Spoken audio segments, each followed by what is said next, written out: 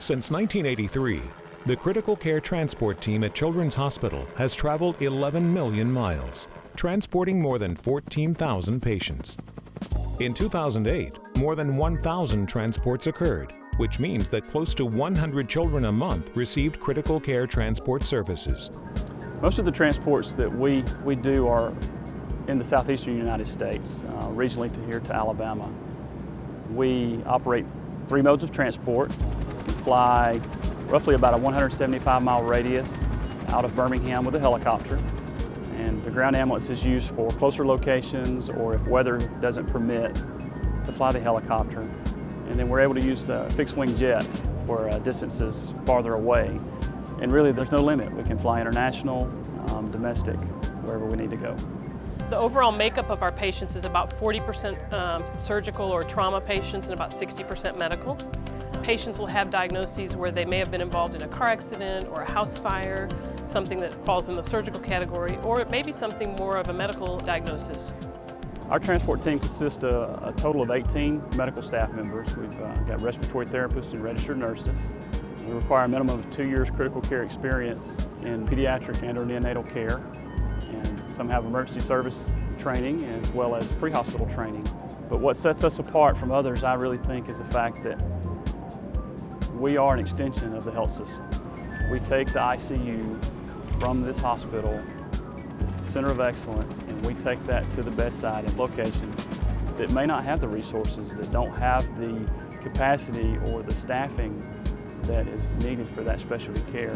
So we're not just a scoop and run, for lack of better terms. We take the specialty experience there, we take the specialty equipment to the bedside, and then we extend that care all the way back here to Children's Hospital.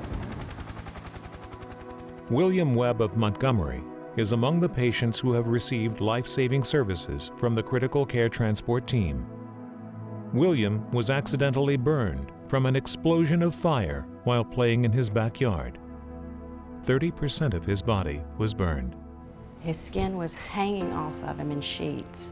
You know, it looked like something that I related to seeing pictures of Vietnam, roadside bombings or something like that. So we jumped in the car and I took him to Baptist East ER. And you could tell that this was not something that they dealt with on a daily basis. They're not equipped for all of this. So they immediately called Children's Hospital.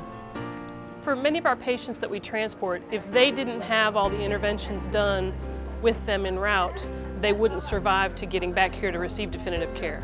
So it's extremely important that our team is able to go out and pick up the sick children and begin ICU level care and intervention as soon as they pick them up to ensure their best outcome.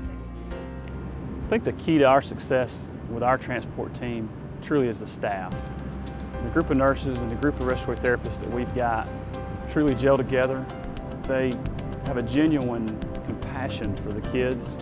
They want to see that child do well, no matter what they've got to do to make that happen.